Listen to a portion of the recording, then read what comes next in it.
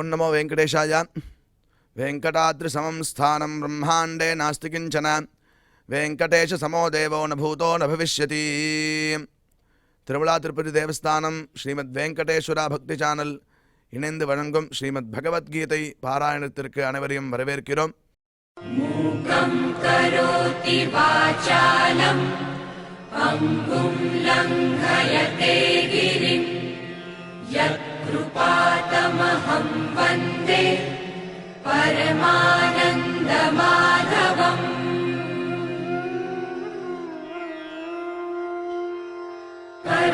करारविन्देन पदारविन्दम् मुखारविन्दे विनिवेशयन्तम् वटस्य पत्रस्य पुटे शयानम् बालं मुकुन्दं मनसा स्मरामि.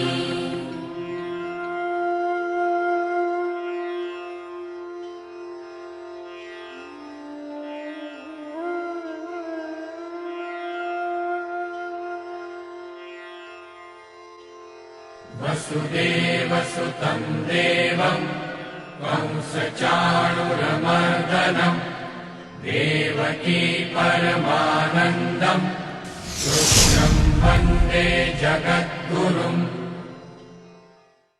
நம்மளுடைய பகவத்கீதை மாஹாத்மியத்தில் யத்ர கீதா விசாரஸ்ச படனம் பாடனம் ஸ்ருதம் தத்ராஹம் நிஷ்சிதம் பிருத்வி நிவசாமி சதைவஹி என்று பகவான் பூமி தேவியை பார்த்து சொல்கிறார். எத்திர கீதா விசாரா, எந்த இடத்தில் கீதையினுடைய விசாரம் நடக்கிறதோ, படனம் அதனுடைய பாடமானது நடக்கிறதோ, பாடனஞ்ச கற்பித்தல் நடக்கிறதோ, தத்ராஹம் நிஷ்சிதம் பிருத்வி நிவசாமி, தத்ர அந்த இடத்தில் அகம் நிவசாமி நான் நிச்சயமாக அதே இடத்தில் இருக்கிறேன், சதா ஏவகி அங்கேயே நித்தியமாக இருக்கிறேன் என்று பகவான் எந்த இடத்தில் பகவத்கீதையினுடைய விசாரம் படனம் பாடனம் நடக்கிறதோ, ஸ்ருதம் கேட்கப்படுகிறதோ அந்த இடத்தில் நான் இருக்கிறேன் என்று பகவான் பகவத்கீதை மகாத்மியத்தில் செல்ஃப் ஸ்டேட்மெண்ட்டாக அங்கே சொல்கிறார். அப்பேற்பட்ட பகவத்கீதை பாராயணத்திற்கு அனைவரையும் வரவேற்கிறோம். அதற்கு முதலில் குரு பிரார்த்தனை மற்றும் சங்கல்பத்துடன் இந்த நிகழ்ச்சியை துவங்கலாம்.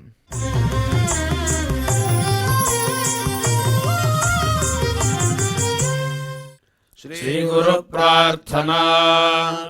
குரு பிரம்மா குரு விஷ்ணுர் குருர் தேவோ மகேஸ்வரः गुरुः साक्षात् परं ब्रह्म तस्मै श्री गुरवे नमः.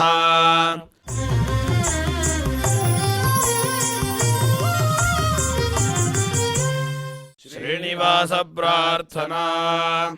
नमः क्षीराब्धिनाथाय वैकुण्ठाचलवासिने मुकुन्दाय नमो नित्यम् अनन्ताय नमो नमः.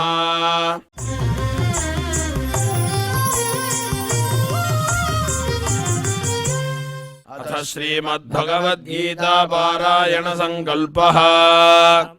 श्रीमदादिवराह क्षेत्रे विराजमानस्य अखिलाण्डकोटि ब्रह्माण्ड नायकस्य श्रीपद्मावती जानेः भगवतः श्रीवेङ्कटेश्वर स्वामिनः दिव्यसन्निधौ जगद्गुरोः श्रीकृष्ण परमात्मनः अनुग्रहेण समस्त प्रपंचस्य विशेषतः भारतदेशस्य उत्तरोत्तर शुभ संपत् समृद्ध्यर्थं श्रीमद्भारतदेशगत तपस्वी जन तपोबल वृद्धि द्वारा समस्तस्यापि मानव समाजस्य सर्वारिष्ट परिहारार्थम् एतद्देशवासिनां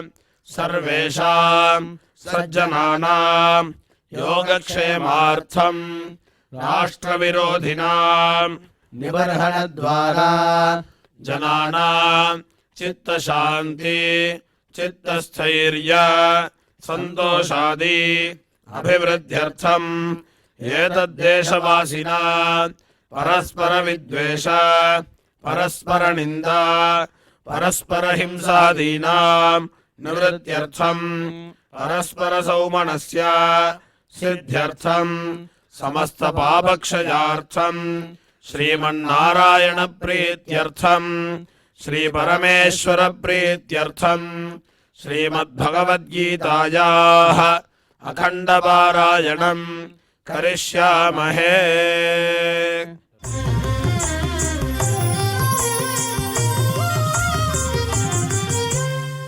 श्रीगीता प्रार्थना श्रीवत्साङ्गं महोरस्कं वनमाला विराजितम् शङ्खचक्रधरं देवं कृष्णं वन्दे जगद्गुरुम्।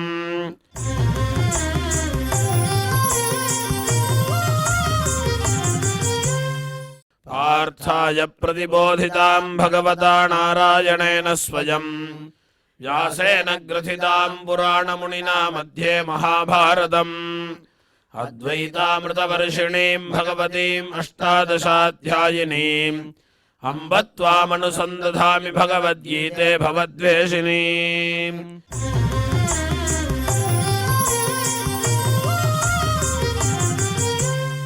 श्रीवेदव्यास प्रार्थना व्यासं वसिष्ठनप्तारं शक्तेः पौत्रमकल्मषम् पराशरात्मजं वन्दे सुखदादन्तपोनिधिम्।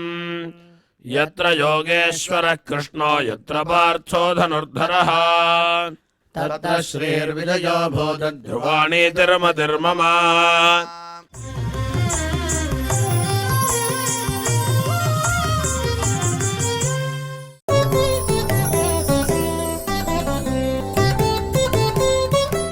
मन्मना भव मद्भक्तो मध्याजी मां नमस्कुरु मामे वैश्यसि युक्त्वैवमात्मानं मत्परायणः। இப்பொழுது திரு ஊபே அனந்த பத்மநாபாச்சாரியார் சுவாமிகள் இந்த ஸ்லோகங்களுக்கு அர்த்தங்களை நமக்கு விவரிப்பார். அதை கேட்டு மகிழ்வோம்.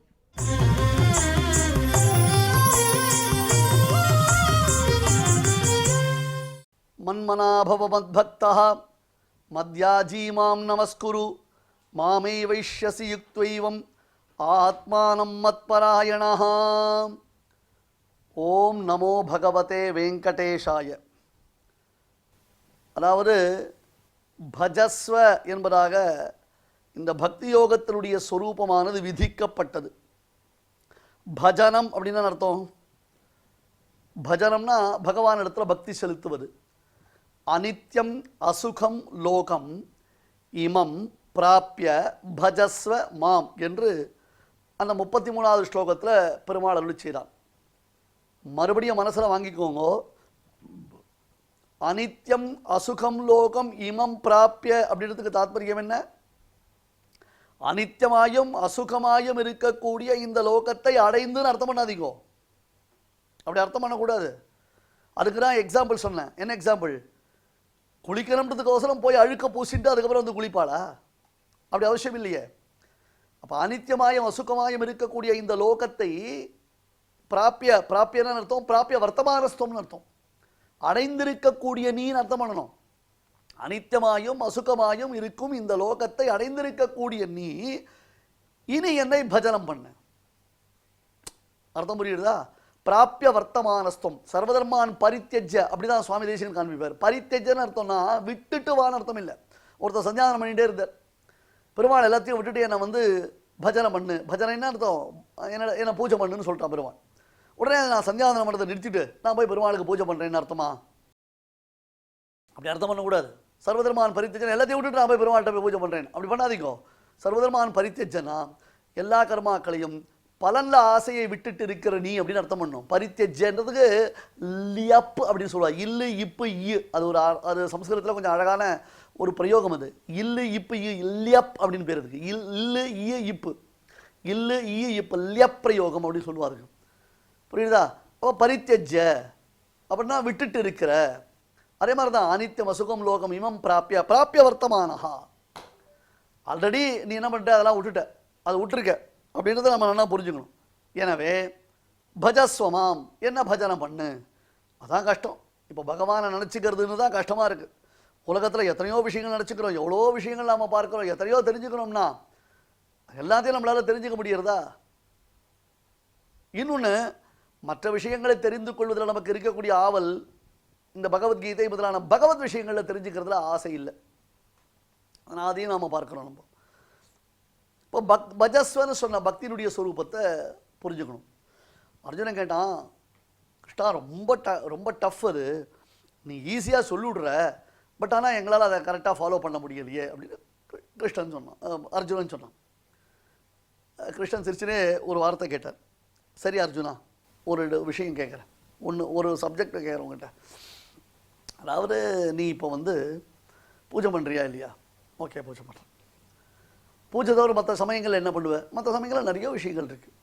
உலகத்தில் நாம் அனுபவிக்கிறதுக்கு பல விசேஷங்கள் எல்லாம் நம்ம பார்த்துன்னு தான் இருக்கோம், அனுபவிச்சுன்னு தான் இருக்கும். கரெக்டு தானே? கரெக்ட், ஓகே, ஃபைன், எல்லாம் ஆகிடுதா? Right, fine.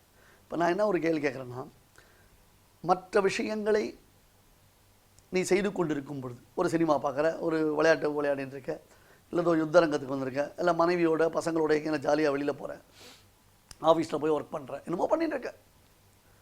உனக்கு அந்த சமயத்தில் என்னுடைய ஞாபகம் வருதா? என்னை நினச்சிக்க முடியறதா?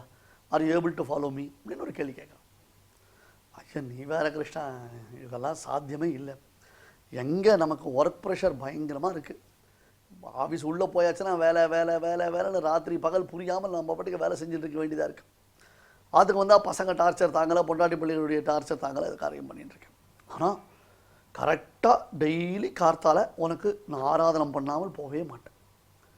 தினந்தோறும் கரெக்டாக உனக்கு ஆராதனை பண்ணிடுறேன். Right, okay, fine. எனக்கு பூஜை பண்ணுறேன், விஷ்ணு பூஜை பண்ணுறேன், கரெக்ட். அந்த விஷ்ணு பூஜை பண்ணும் பொழுது எப்படி பண்ணுற? ஐயோ கிருஷ்ணா, அதை ஏன் கேட்குற?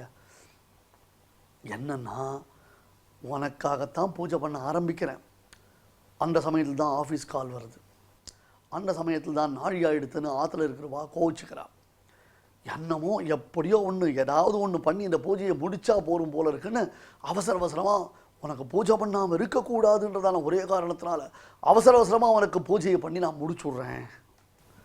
கிருஷ்ணன் சொன்னால், நியாயமாடா?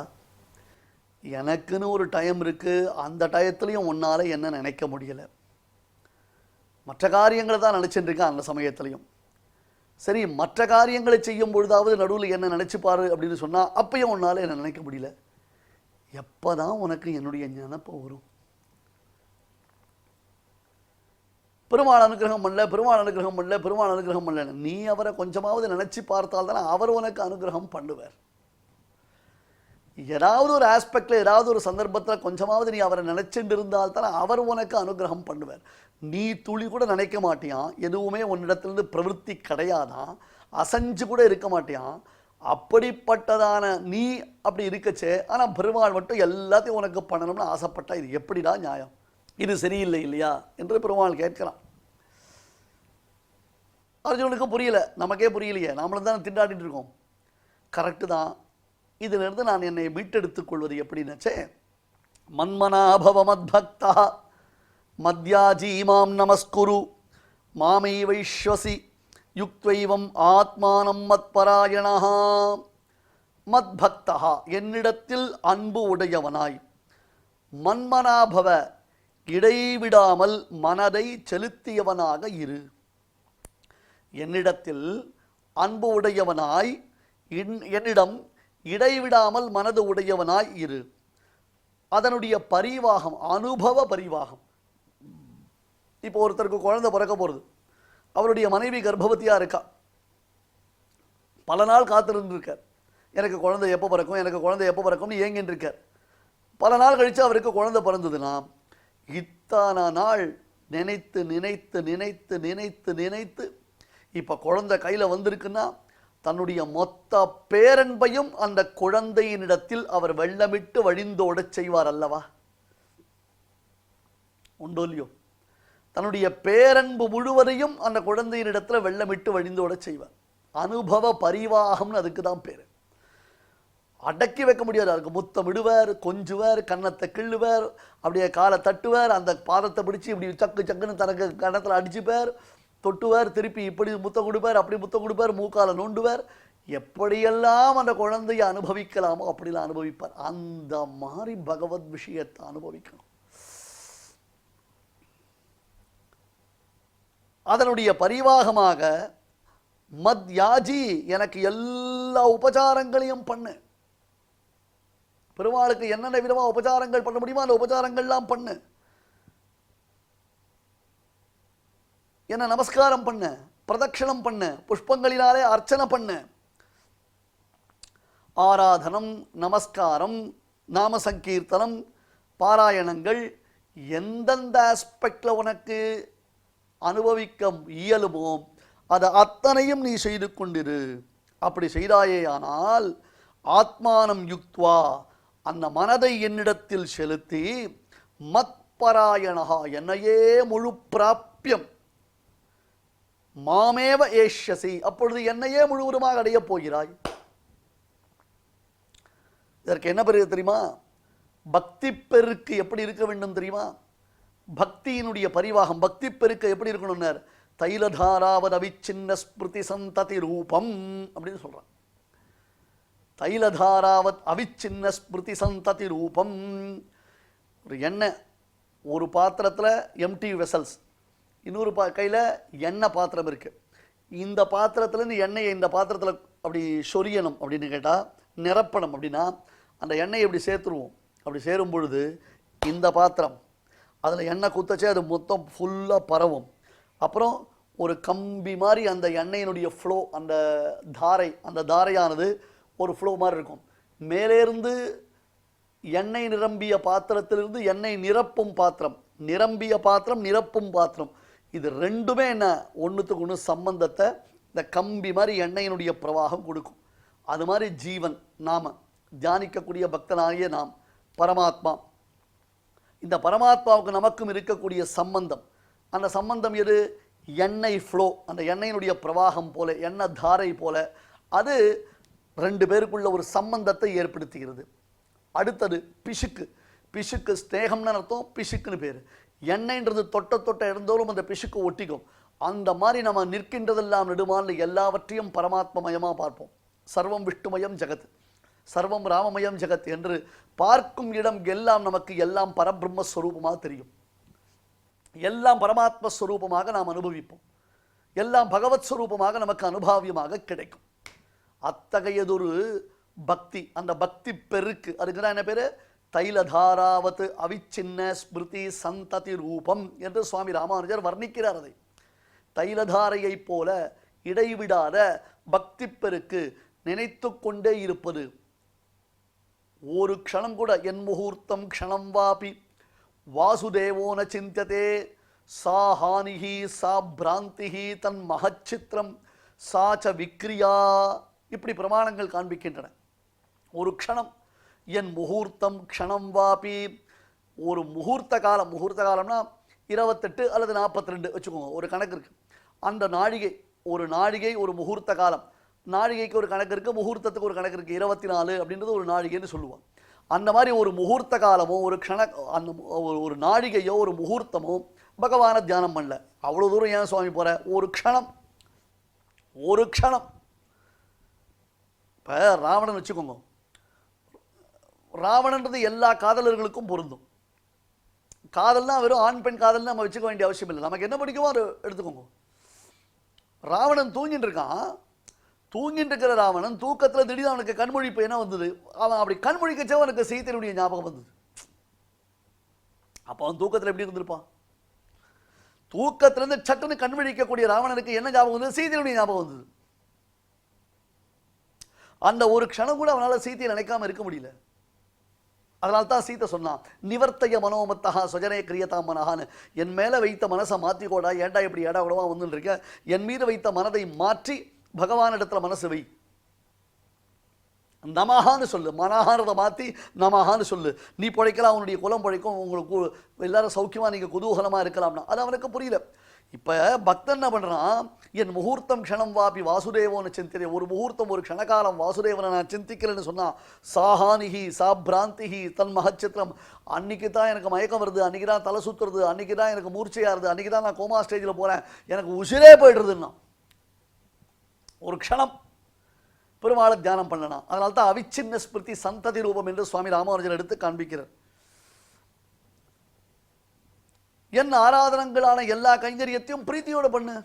இப்போ ஒரு குழந்தை, இப்போ சில பேர் ஐயோ ஐயோ நாழியாச்சு சீக்கிரம் போகணும் ஆஃபீஸுக்கு நாழியாச்சு சீக்கிரம் போகணும் அப்படின்னு பகவத் ஆராதனம் பண்ணுவோம். அதை விட்டுட்டு பிரீத்தியோட பெருமாளை நினச்சி பார்க்க ஆரம்பி. நமக்கு பிடித்த ஒரு பெண் இருக்கா, நமக்கு பிடித்த குழந்தைகள் இருக்கா, அவளை நாம் சாட்டிஸ்ஃபை பண்ணுறதுக்கு என்ன பண்ணுவோம்? அவளுக்கு அழகான வஸ்திரங்களை உடுத்தி அழகு பார்ப்போம். அவர்களுக்கு பிடித்த பக்ஷணங்களை எல்லாம் ஸ்வீட்ஸு அதெல்லாம் வாங்கி கொடுத்து அவளை இம்ப்ரெஸ் பண்ணுவோம். அவளுக்கு பிடித்த இடங்களுக்கு அழைத்து சென்று போய் அவளோட சேர்ந்து குதூகலமாக செல்ஃபி எடுத்துன்னு நம்ம சந்தோஷப்படுவோம். இதனால் அவர்களுடைய பிரேமத்தை நாம் பெறுவதற்காக நம்முடைய பிரேமத்தை அவர்கள் மீது அபரிமிதமாக வருஷிக்கிறோம். அதே மாதிரி பெருமாளை என்ஜாய் பண்ணுங்களேன். நிறைய பேர் கேட்குற கேள்வி, பண்ணலாமா, இப்படி பண்ணால் அபச்சாரம் இல்லையா, அப்படி பண்ணால் அபச்சாரம் இல்லையான்னு. சுவாமி, ஒரு குழந்தைய போல பெருமாளை ரசிக்கணும். தன் மீது காதல் கொண்ட கணவனை ஒரு மனைவியானவள் எப்படி கொண்டாடுவாளோ அது போல பெருமாளை ரசிக்கணும். இந்த ரசனை இல்லைன்னா அப்புறம் பகவத் பிரீத்தி பண்ணுறேன்னு சப்புன்னு சொல்லி ஒரு பிரயோஜனம் கிடையாது. பக்தின்றது பகவானிடத்தை பார்த்து பயப்படுறதுக்காக இல்லை, பகவானிடத்துல எல்லா விதமான என்ஜாய்மெண்ட், எல்லா விதமான ப்ளஷர், எல்லா விதமான அனுபவத்தையும் கொண்டு வரதுக்காகத்தான். அதனால தான் ஆழ்வார்கள் என்ன பண்ணான்னா, பக்தியினுடைய பாவத்தில் முதிர்ச்சி பெற்று அந்த பெருமாளை நாயகனாகவும் தங்களை நாயகிகளாகவும் மாற்றினார்கள். பக்தி சிங்கார விருத்தியா பரிணமயதி என்றார் சுவாமி வேதாந்த தேசிகன். ஐயா, பார்த்தீர்களா, அவர்களுடையதான பக்தி முதிர்ச்சியான நிலையை அடைந்ததினாலே பெருமாள நாயகனாகவும் இவர்கள் தங்களை காதலிகளாகவும் உருவகப்படுத்தி கொண்டார்கள். இப்போ எல்லாத்துக்கும் அல்டிமேட் தானே சுவாமி, நமக்கு ஈஸியாக எக்ஸாம்பிள் புரியுதுன்னு, கணவன் மனைவி அல்லது காதலன் காதலி அது இருக்கட்டும், இவாளுக்குள்ளே இருக்கக்கூடிய பிரேமதான எல்லாத்துக்கும் உலகத்துடைய அடிப்படை ஆதாரம்னு நான் சொன்னோம்னா ஒருத்தருக்கொத்தர் இருக்கக்கூடிய அன்பு, அந்த ஆண் பெண் என்பதாக இருக்கக்கூடிய இனக்கவர்ச்சி, அதுதானே எல்லாத்துக்கும் ஆதாரம். முற்றும் துறந்த முனிவர்களாக சன்னியாசிகளாக பெண்களிடத்தில் துளியும் ஈடுபடாதவர்களாக பெண்களை பார்த்து மனம் மயங்கார மகா யோகிகள் கூட, ஞானிகள் கூட, சுகபிரம்மம் முதலான மரம பாகவரோத்தமர்கள் கூட தங்களை பெண்களாக பாவித்துக் கொண்டு பகவானை பரம் புருஷனாக பாவித்துக் கொண்டு அந்த புருஷனிடத்தில் ஆரார காதலை தங்களுடைய பக்தியாக வெளிப்படுத்துகிறார்கள். எப்படி ஒரு பியூட்டிஃபுல்லான ஒரு ஒரு விஷயம் அது.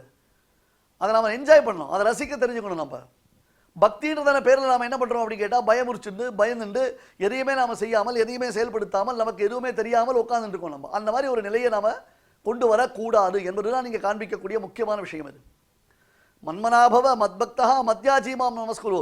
அந்த பெண்ணுக்கு என்னுடைய காதலிக்கு பிடிக்கும் அல்லது என்னுடைய கணவனுக்கு பிடிக்கும், ஆனால் அவர்களுக்கு பிடித்தது, அவர்களுக்கு பிடித்ததான ஒரு வஸ்து, அவர்களுக்கு பிடித்த உடை, பிடித்த உணவு, பிடித்த இடம், பிடித்த வாகனம், பிடித்த நடைமுறை பாவனை என்பது இப்படி நாம் பார்த்து கொண்டிருக்கிறோம். மன்மனா பவ மத்பக்தா மத்யாஜி மாம் நமஸ்குரு. அதே பிரீத்தி, அதே பிரேம, அதே விசேஷம், அந்த பிரீத்தி விசிஷ்டம் என்பது வைசிஷ்டம் என்றது பகவத் விஷயத்தில் வந்தால் எப்படி இருக்கும்? எம்பெருமான ஒரு காதலனாக நினச்சி பார்க்கலாம், எம்பெருமான ஒரு சகாவா நினச்சி பார்க்கலாம், எம்பெருமான ஒரு தந்தையாக நினச்சி பார்க்கலாம், எம்பெருமான ஒரு குழந்தையாக நினச்சி பார்க்கலாம். எப்படிமான பிதாசி லோகஸ்ய சராச்சரஸ்ய குரு ரசிகதிஷ்சாசி ஜெகதாம், அவனே ஒரு ஆச்சாரியனா இருக்கான். அப்படி வந்தாயானால், அந்த பிரேமையை வெளிப்படுத்தினாயானால், அந்த பிரேமபாவத்தை நீ காண்பித்தாயானால், அந்த பக்தி பாவத்தை காண்பித்தாயானால், உனக்கு பரமாத்மா எவ்வளவு அந்தரங்கமான நெருங்கியவன் என்பது உனக்கு தெரியும். இதைத்தான் ஆழ்வார் பேசுவார், அணுகில் அணுகும் அகலில் அகலும். நீ அவன்கிட்ட வந்து யானை, அவன் உன்கிட்ட வரப்போறான். நீ அவனை விட்டு தள்ளி போனியான பரவாயில்ல, தள்ளி போயிடுவான். நான் என்ன பண்ண முடியும்ப்பா, நான் எவ்வளவு தூரம் அவன்கிட்ட வந்து பார்த்துட்டேன், அவன் ஒன்றும் வரலையே. பாருங்களேன். ஆகையாலே அப்ப எண்ணெய் பெருக்க விட்டால் இடைவெளி இல்லாமல் அதனுடைய தாரை எப்படி விழுகிறதோ அதுபோல அன்புடன் எப்பொழுதும் என்னையே நினைத்து கொண்டிரு. ஆகையால் எல்லையற்றதான ஒரு பிரீத்தி விசேஷமானது கிளர்ந்து எழுந்து அதனால் தூண்டப்பட்டவனாக என் ஆராதனங்களான எல்லா கைங்கரியத்தையும் நீ செய்வாயாக. அது மட்டுமில்லாமல் மேலும் அந்தராத்மாவான அந்தரியாமியான சகல லோகத்திற்கும் அந்தரியாமியான பரமாத்மா அவன்தான் உயர்ந்தவன். நாம் அவனுடைய தாசபூதர்கள் என்பதை நன்கு தெளிந்து கொண்டு வாச்சிக, மானசீக, காயிக என்று 3 விதமான பிரணாமங்களையும் செய். வாயினால் பாடி, மனத்தினால் சிந்திக்க என்று. வாச்சிகம் வாயினால பாட வேண்டும், மானசீகம் மனசினால் ஆராதிக்க வேண்டும், அடுத்தது காயிகம் தேகத்தினாலே விழுந்து வணங்கி பிரணாம நமஸ்காராதிகளை எல்லாம் செய்ய வேண்டும். அவன்தான் என்னுடைய சுவாமி, நான் அவனுக்கே ஏற்பட்டவன், கணபுரம் ஒன்றுடையானுக்கு உரிய அடியேன் மற்றொருத்தருக்கு இன்னொருத்தருக்கு உரியனோ என்பதாக நினைத்து அந்த நினைப்பையே எப்பொழுதும் நாம் மனதில் தேக்கி வைத்துக் கொள்வது என்பது மானசீக நமஸ்காரம். நமோ நமஹா நமோ நமஹா என்பது வாச்சிக நமஸ்காரம். சாஷ்டாங்கமாக விழுந்து சேவித்தல் என்பது காயிக நமஸ்காரம் என்று சொல்லப்படுகிறது. அதனால் இத்தகையதொரு பக்தி யோகத்தினுடைய உயர்ந்த ஸ்வரூபம் இந்த ஸ்லோகத்தினாலே எம்பெருமான் நமக்கு உபதேசம் செய்கிறான். மன்மனாபவ, சகல லோகங்களிலும் ஒப்புயர்வற்ற ஒரே ஈஸ்வரன், எந்த விதமான தோஷங்களும் இல்லாதவன், சகல தோஷங்களையும் நிவர்த்திக்கக்கூடியவன், மங்களகரமானவன், சமஸ்த மங்களப்பிரதன், எல்லையற்ற திரு கல்யாண குணங்கள் பரிபூர்ணமாக நிரம்பியவன், சர்வஜன், சத்தியசங்கல்பன், சமஸ்த லோகங்களுக்கும் ஜெகதேக காரணபூதன், விலட்சணமான திவ்ய மங்கள விக்கிரகங்களை அவன் நன்கு படைத்தவன். அப்பேற்பட்டதான அந்த புருஷோத்தமனான என்னிடத்தில் மன்மனாபவ, மன்மனா மத் மத்னா என்னிடத்தில் மனசை. அப்போ என்னன்னா எத்தனை அந்த பெண்ணு ரொம்ப அழகாக இருக்கா, நல்ல குணவதியாக இருக்கா, நல்ல காரியங்கள்லாம் நன்னா செய்கிறா, நடை உடை பாவனையெல்லாம் பார்ப்பதற்கு நளினமாக இருக்குது, நல்ல குலத்தில் பிறந்தவள், இப்படி ஒருத்தரை நாம் விரும்புறதுக்கு அவாகிட்ட எத்தனையோ விதமான குவாலிஃபிகேஷன்ஸ் இருக்கும் இல்லையோ. அந்த பெண்ணின் பால் நமக்கு ஒரு விருப்பம் ஏற்படுவதற்கு அல்லது அந்த பையனின் பால் நமக்கு ஒரு விருப்பம் ஏற்படுவதற்கு இத்தனை விசேஷங்களை நாம் பார்க்கிறோம் இல்லையோ. அதே மாதிரி பெருமாள்கிட்ட விசேஷம், பெருமாள்கிட்ட நாம் அவங்ககிட்ட நாம ஏன் விரும்பணும், அவனையே நாம் விரும்பணும், அவனை விரும்புறதுக்கு அவங்ககிட்ட என்ன குவாலிஃபிகேஷன் இருக்குன்னு கேட்டால் இதெல்லாம் இருக்குன்னு பெருமாள் எடுத்து காண்பிக்கிறார். அந்த எண்ணெய் அந்த எண்ணெய் அந்த எண்ணெய்னு சாய்க்கிறார். அடுத்தது உபாசித குணாதேரியா என்பதாக உபாசிக்கப்பெற வேண்டியவைகள், உபாசனத்திற்கு தேவையான பரவித்தியத்தில் சொல்லப்பட்டிருக்கக்கூடிய குணங்கள் என்ன? சத்தியசங்கல்பா வரிசையாக சொல்கிறார் சுவாமி. உபனிஷத்தில் காண்பிக்கிறதான விஷயங்களையே எடுத்து காண்பிக்கிறார். அனாலோச்சித விசேஷ அசேஷ சர்வலோக சரண்யா ஆசிரித வாத்சல்யைக ஜலதே சத்யகாமா சத்யசங்கல்பா. சத்யகாமன், சத்யசங்கல்பன், ஞான பல ஐஸ்வர்ய வீரிய தேஜ பிரபுதியான அசங்கேயமான குணங்களை உடையவன். பகவோ நிருப கல்யாண குணாக புத்திரஸ்ய சந்திதே.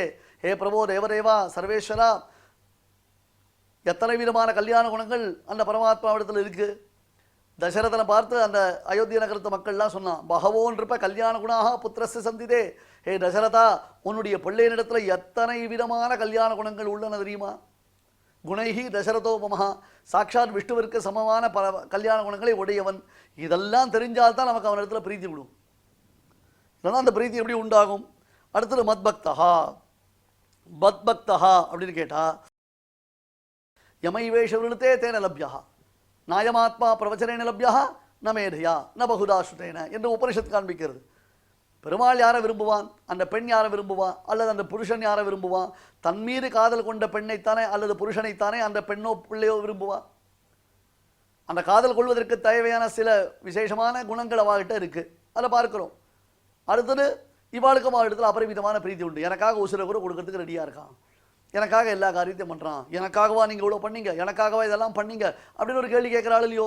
அந்த மாதிரி கேள்விகளை புரிஞ்சுக்கணும் நம்ம. அதே மாதிரி இங்கே பெருமாள்கிட்ட மன்மனாபவ மத்பக்தஹா, பெருமாளுக்கு யாரை பிடிக்கும்? தன்னிடத்தில் யார் பக்தி செலுத்தலாரோ அப்பேற்பட்டவன். பிரியோகி ஞானோத்தியர்த்தம் அஹம் சதமோ பிரியா. கீழே சொன்ன வாக்கியத்தை ஞாபகம் வச்சுக்கணும், கீழே சொன்ன விஷயத்தை நல்லா மனசில் வச்சுக்கணும். மத்யாஜி யஜனம் அப்படின்னார். யஜனம்னு அர்த்தம் கைங்கரியம். அந்த கைங்கரியத்தில் என்ன புரிஞ்சுக்கணும்? திருவாராதனம்னு சொல்கிறோம் இல்லையா, பகவதாராதனம் சொல்கிறோம். பகவானுக்கு ஆராதனை பண்ணும் பொழுது 4 விசேஷங்களாக ஆராதனை பண்ணணும். ஔபச்சாரிக்க, சாம்ஸ்பரிஷிக்க, ஆபியவஹாரிக்க, அதுக்கப்புறம் சாந்திருஷ்டிகம் என்பதான 4 விஷயங்கள்.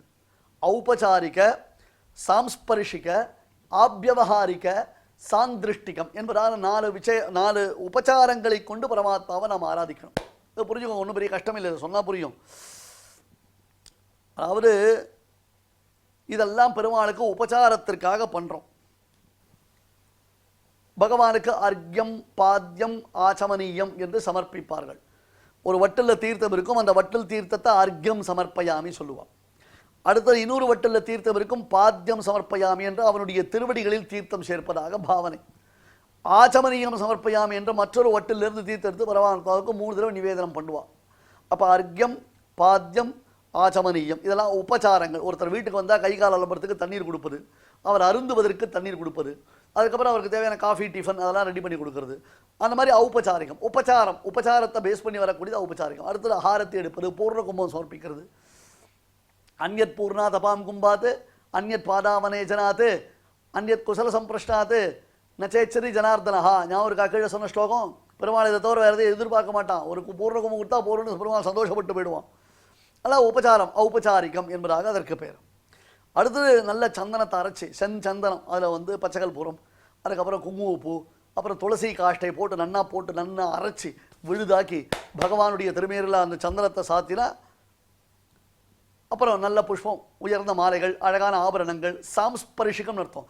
அவனுடைய திருமேனியை நன்கு அணைந்திருந்து அந்த திருமேனிக்கு பரம சௌபாகியத்தை சுகத்தை கொடுக்கக்கூடியவர்களுக்கு சாம்ஸ்பரிஷிகம் என்பதாக பெயர். அடுத்தது ஆபியவகாரிகம் என்றது பேர்.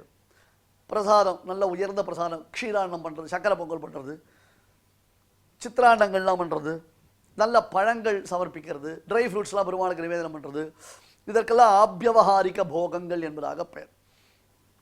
அடுத்தது சாந்திருஷ்டிகம். அவன் கண் முன்னாடி அவனுக்கு தீபங்களை, தீபம் சமர்ப்பயாமி, தூபம் சமர்ப்பயாமி அப்படின்னு பெருமாளுக்கு அழகியதான அந்த தீபம் முதலானவைகள், தீபாராதனை, அடுக்கு தீபங்கள், கலச தீபங்கள், கற்பூர தீபங்கள், பச்சை கற்பூர தீபங்கள், நெய்த்திரி தீபங்கள் என்று விதவிதமான தீபங்களை பகவானுக்கு சமர்ப்பிக்கிறோம். ஔபச்சாரிக, சாம்ஸ்பரிஷிக, ஆபியவகாரிக, சாந்திருஷ்டிகம் என்பது பகவதாராதனத்தில் நாம் செய்ய வேண்டிய சில உபச்சாரங்கள் என்று இதை புரிந்து கொள்ள வேண்டும். சுவாமி ராமானுஜர் எவ்விதம் பூஜை செய்ய வேண்டும் என்பதை வலியுறுத்தி விளக்கி ஒரு நூல் அருளி செய்திருக்கிறார். அதற்கு நித்தியம் என்பதாக பெயர். அதை அடியற்றி சுவாமி வேதாந்த தேசிகன் சச்சரித்திர ரக்ஷை முதலான நூல்களை அருளி செய்திருக்கிறார். நஞ்சியர் முதலான பெரியோர்களும், மங்கீபுரத்து நம்பி, நஞ்சியர் முதலான பெரியோர்களும் நித்தியம் என்று பகவத் பூஜா கிரமத்தை நமக்கு சொல்லுகிறார்கள். இதெல்லாம் பார்த்த உடனே மறண்டு போயிடுவோம் நம்ம. அப்படின்னா இதில் சொல்லப்பட்டிருக்கிறபடிலாம் நம்ம பூஜை பண்ணணும்னா ஒரு நாளைக்கு 2 மணி நேரம் ஆகும் போல இருக்கே, 3 மணி நேரம் ஆகும் போல இருக்கே. நமக்கு இருக்கிற ஆஃபீஸ் ப்ரெஷரில், நமக்கு இருக்கிற பிரச்சனையில் இப்படியெல்லாம் பூஜை பண்ணினா ரொம்ப கஷ்டம். பண்ணினா சரியாக பண்ணணும், இல்லைனா ஒன்றுமே பண்ணக்கூடாது, அது அப்புறம் அபச்சாரமாக போயிடும். பண்ணினா சரியாக பண்ணணும், நமக்கு இருக்க வம்பு, எப்பொழுதும் போல் பெருமாளுக்கு பூஜை பண்ணாமலே போயிடலாம் அப்படின்னு சொல்லி ஏமாற்றிட்டு போகக்கூடாது. இதெல்லாம் விளக்கமாக சொல்லும் பொழுது நமக்கு இவ்வளவு விரிவாக தோன்றுகிறதே தவிர்த்து, தினந்தோறும் சாலக்கிராம பூஜையை நாம் ஒரு பெரியவரிடத்தில் கற்றுக்கொண்டு கிரமமாக செய்தோமேனால் நமக்கு 30 நிமிஷம் என்பதே அதிகமான காலம்.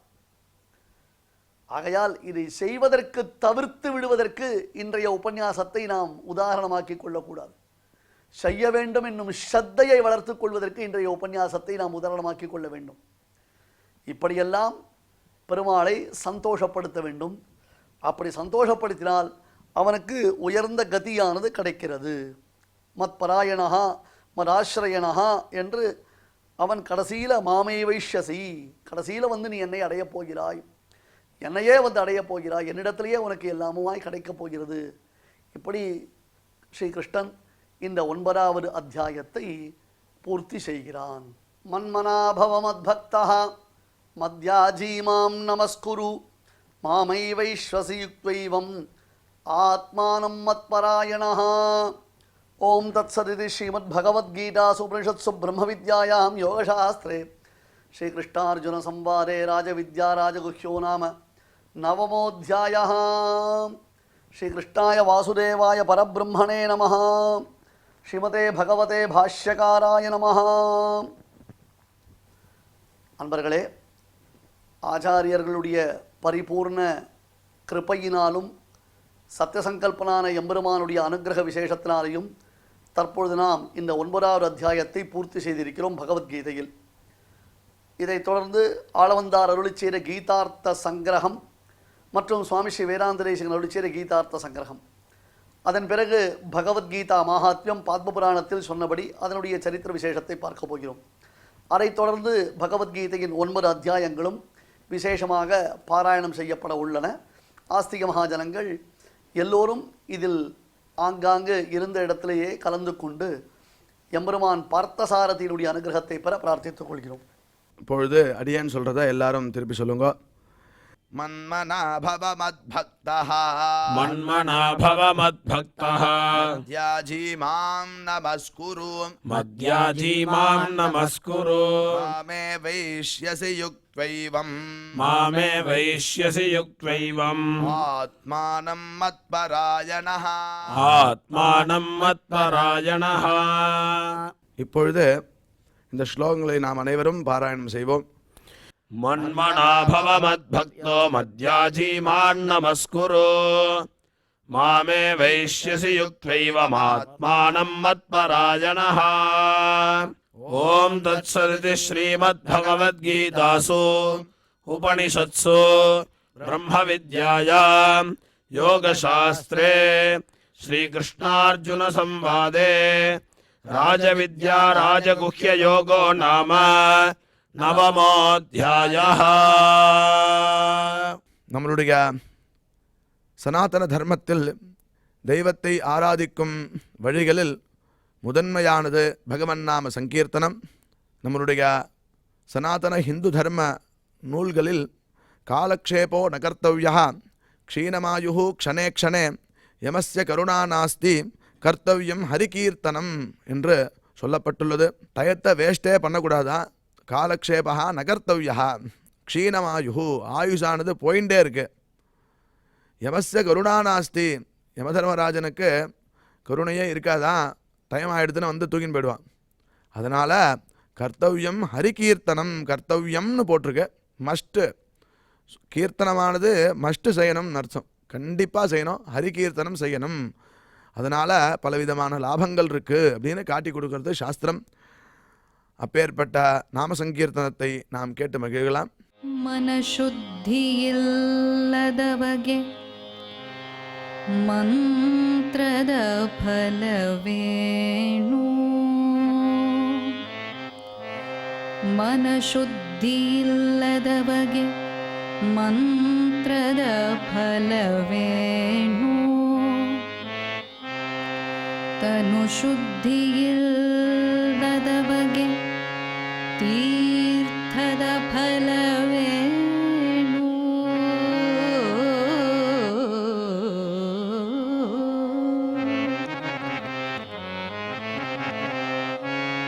ತನು ಶುದ್ಧಿಯಿಲ್ಲದವಗೆ ತೀರ್ಥದ ಫಲವೇನು ಮಿಂದಲ್ಲಿ ಫಲವೇನು ಮೀನು ಮೊಸಳೆಯಂತೆ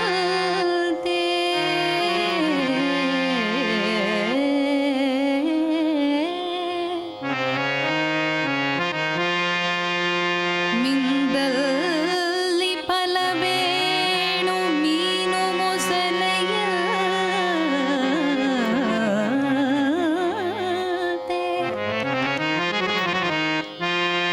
ಮಿಂದಲ್ಲಿ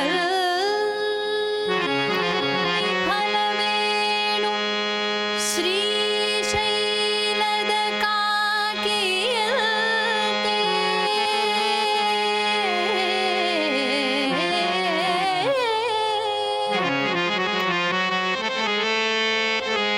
ಹೊರಗೆ ಮಿಂದು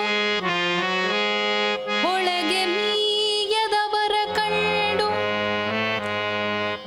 ಹೊರಗೆ ಮಿಂದು ಒಳಗೆ ಮೀಯದವರ ಕಂಡು ಒಳಗೆ ಮಿಂದು ಒಳಗೆ ಮೀಯದವರ ಕಂಡು ಬೆರಗಾಗಿ ನಗುದಿತ್ತ ಪುರಂದರ ವಿಠಲ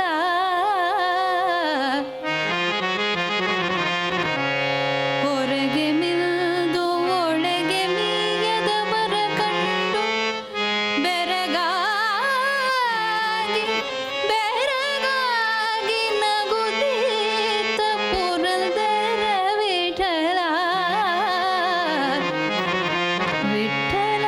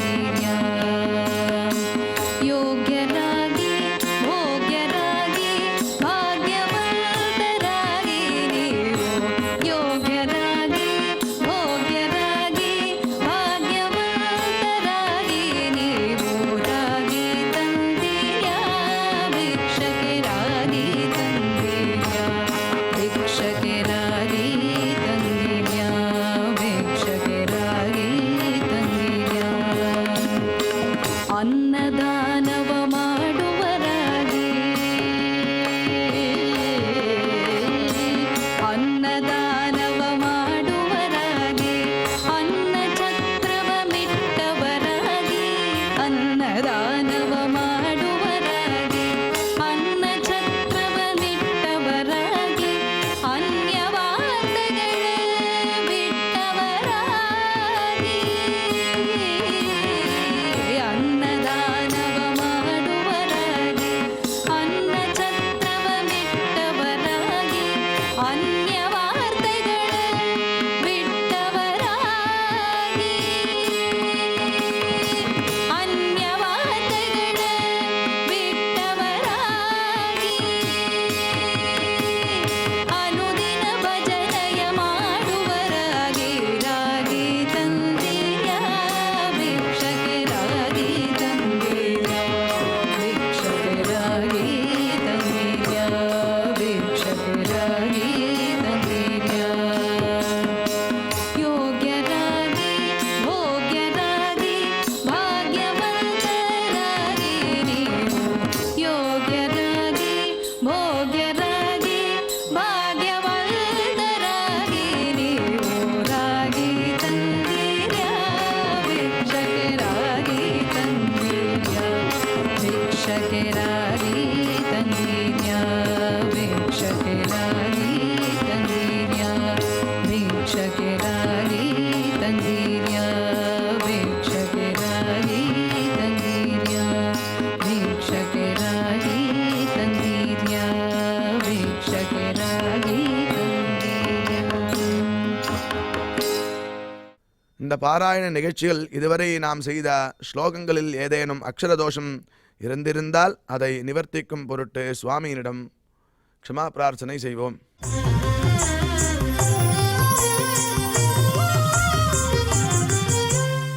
अथ क्षमा प्रार्थना यदक्षरपदभ्रष्टं मात्राहीनं च यद्भवेत् तत्सर्वं क्षम्यतां देवनारायण नमोऽस्तु ते.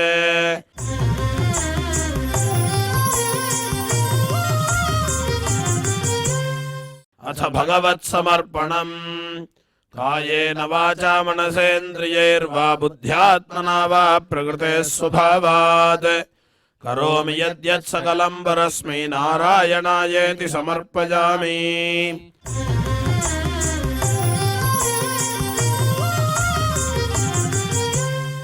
अथ लोकक्षेम प्रार्थना सर्वे भवन्तु सुखिनः सर्वे सन्तु निरामयाः सर्वे भद्राणि पश्यन्तु मा कश्चित् दुःखभाग् भवेत्. சுவாமியினுடைய பரிபூர்ண அருள் கிடைக்க வேண்டி மங்களாசாசனத்துடன் இன்றைய நிகழ்ச்சி நிறைவு பெறுகிறது. நாளை மீண்டும் இதே நிகழ்ச்சியில் சந்திக்கலாம். ஓம் நமோ வெங்கடேஷாய.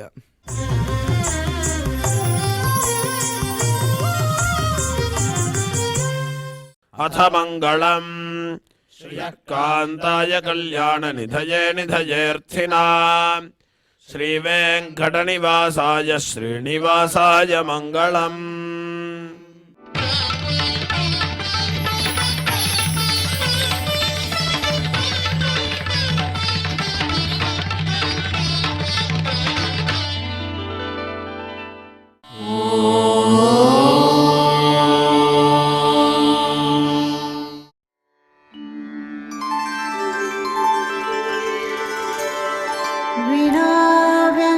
विनाव्यङ्कटेशं ननाथो ननाथः सदा व्यङ्कटेशं स्मरामि स्मरामि. हरे व्यङ्कटेश प्रसीद प्रसीद. प्रियं वेङ्कटेश प्रयच्छ